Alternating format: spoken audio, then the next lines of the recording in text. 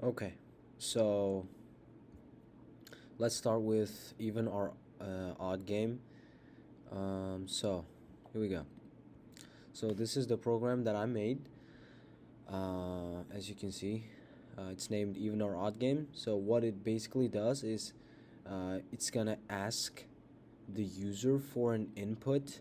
As you can see here, it's gonna ask for a number, and then when the program gets a number, it's gonna check here if the number that the user put here is divisible by 2, which means as you know, if a number is divisible by 2, uh, and the number left from it from the division is 0, that means it's an even number. So over here, so if it's divisible by 2, display that it's an even number, or if it's not, then display that it's an odd number. So we can try it. As you can see, let's try it. All right.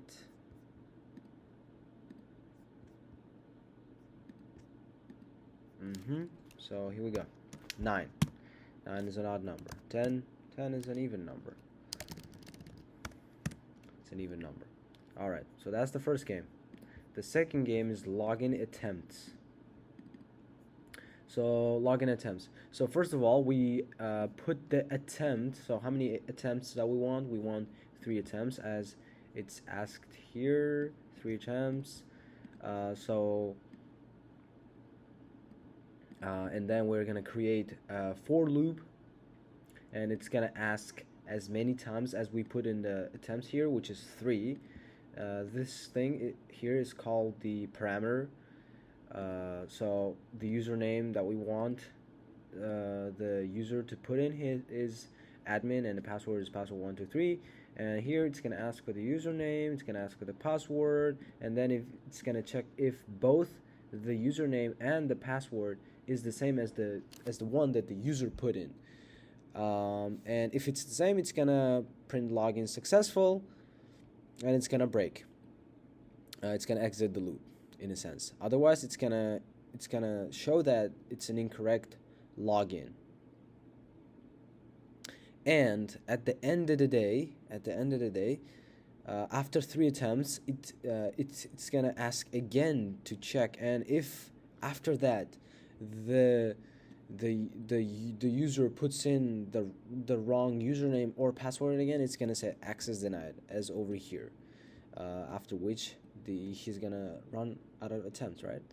Okay, so that's a login attempt. The third game, the third one is number summation. So what we want to do is we want to ask the user for numbers, and as long as the number is not a negative, we can keep asking the user for numbers.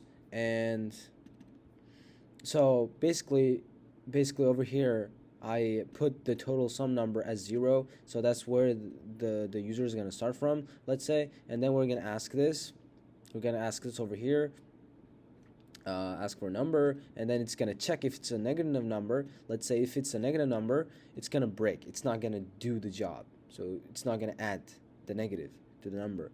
But if it's positive, it's going to ask it. Let's say I put in 5 over here, and then it's gonna ask for the number again. I put in 2, and then I ask for the number again, and the user puts in -1. That's where the program breaks. It's gonna add 5 and 2 together, and it's gonna display that total sum is 7, as you can see over here. And then the next one is ATM simulation. I actually found this one really fun. You can be as creative as possible with this one. I just my program is kind of long, but I like it. So here we go. So this is mine. I'm very proud of this one. So over here, as you can see, we're gonna set the initial balance to 500, because that's what the assignment asks us to do. And then we will have to create a menu where the user can check his balance, deposit money, withdraw money, or exit. So over here, we are trying to build the ATM menu. So it's gonna print ATM options, and it's gonna show a bunch of things: checking balance, deposit money, withdraw money, and exit. So over here, it's gonna ask for what the user would like to do. After this is printed, it's gonna ask for it, and then if the user chooses, let's say, the first option, which is checking the balance, it's gonna display the balance. All right. Otherwise, if that's not the case, let's say the user wants to deposit money, which I equaled here as 2 because it's the second option. It's gonna ask how much money the user wants to deposit, and then if the deposit is more than 0, because we cannot add negative money, it's gonna add it. It's gonna add it to initial balance, and it's gonna update the initial balance, and then it's gonna display the new balance, and it's gonna keep asking if it wants to do anything. Anyway, so if it's over 0, the deposit money, it's gonna print it. Otherwise, it's gonna do please enter a valid deposit amount. And then when it comes to, it's the same thing with withdrawing money. It's gonna ask for how much it wants to withdraw. So the difference is here it's gonna check if the number the amount of money that the user wants to withdraw is less is if it's over than the money that the balance is. Let's say we have $500 in our balance, and we want to withdraw $600. It's gonna say insufficient funds, and so it's gonna not let the person withdraw the money, and it's also gonna check if it's a negative number. Otherwise, if everything is all right over here, it's gonna just update the balance again. It's gonna so it's gonna check and go back there, update it, and at the end of the day, if the person wants to exit, they're just gonna press exit, and it's gonna say thank you for using the ATM, sir, and then it's gonna break the whole while loop. So if you want, we can actually look this. So let's check our balance first. It's saying your balance is $500. The ATM options. Let's deposit. Let's say $200, right? So now, as you can see, it updated my balance over here, and let's withdraw money. Let's withdraw $300. You can see it's $400. Let's see if it still actually works. I would like to withdraw money, let's say, and I want to withdraw $500. But as you can see, I do not have $500. So it's gonna do insufficient funds. All right, there we go. So basically, this is the ATM simulation game. If you want me to share with you this whole code in the comments, please let me know. Anyways, and let's move on to the FizzBuzz game. This one was really crazy. I actually want to know if I did this the right way, but I was really creative with this one, and I'm very proud of it. So here we go. So while true, we're gonna use a while loop for this one, just like most of the other ones. So what we want to do is we want to use a for loop in order to print numbers from 1 to 51. So basically, before it prints I is basically not the numbers from 1 to 51. The reason why I did 51 is it's gonna exclude 51. If I did 50, it was gonna exclude 50. But I want the number 50 to be in here too, to be checked. All right. So basically, I is the numbers from 1 to 51. All right. So what we want to do is we want to check if the number is divisible by 3. If it's divisible by 3, please displays the number as fizz instead of the number itself. And if it's divisible by 5, check if it's buzz. Write it as buzz, right?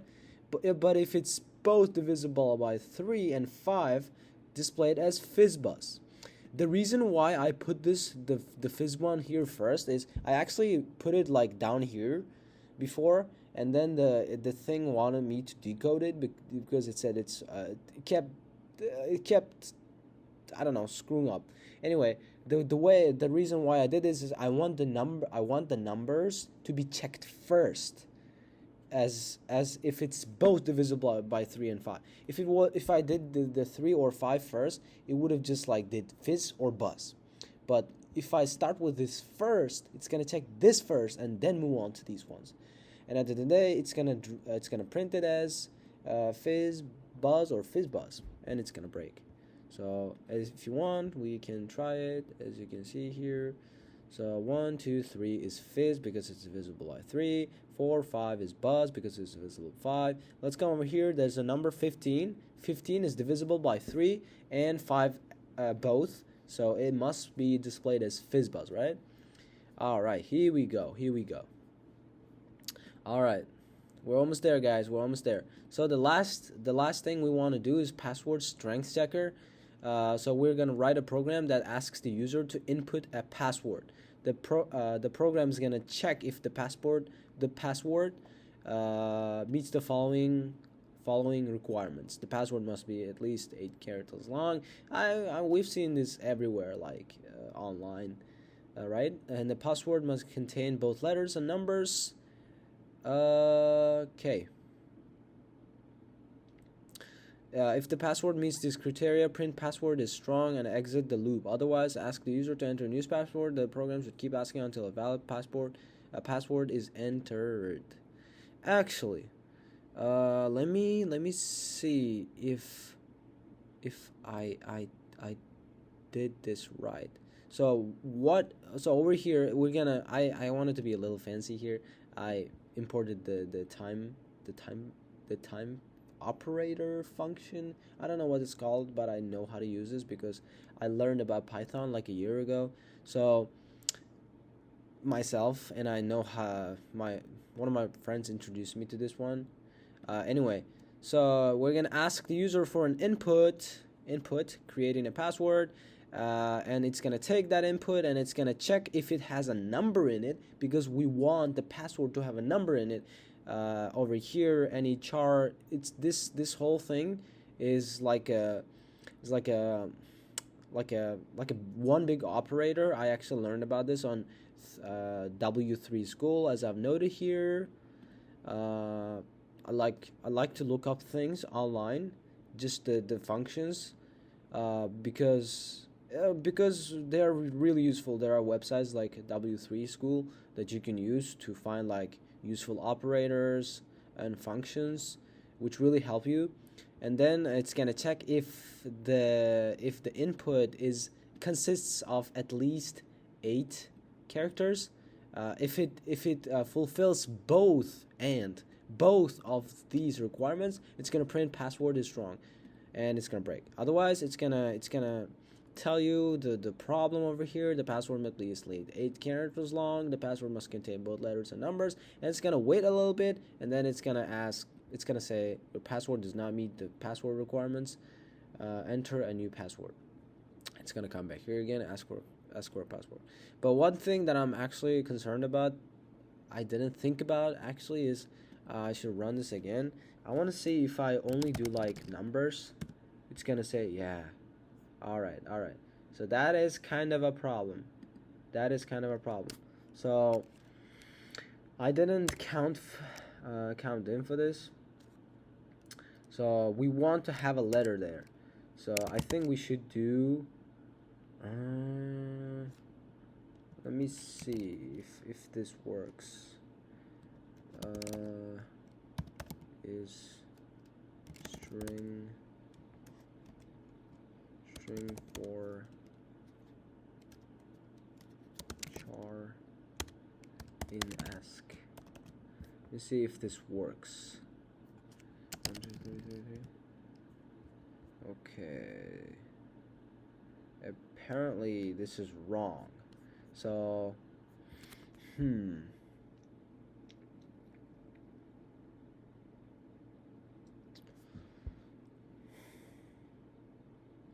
Okay, so I actually don't know how to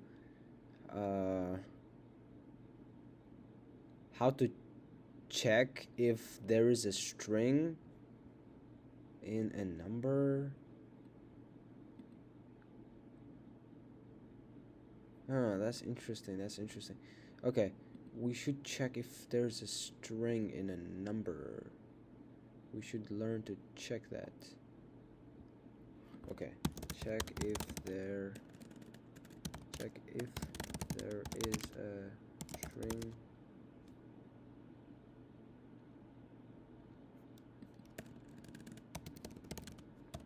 Okay, so there must be, let's say, like a thing that can check is alpha. Char is alpha. Maybe that one works. Let's try it. Char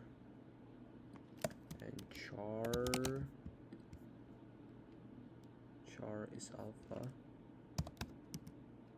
Alpha ask. All right, come on. Char is alpha. All right, that's a problem. That's a problem.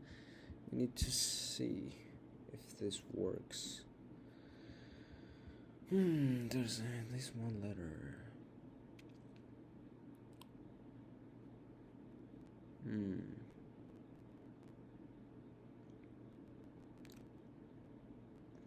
Okay, so it should be like this.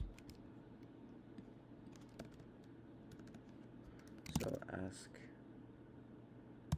is alpha. Alright, this should work now, I hope.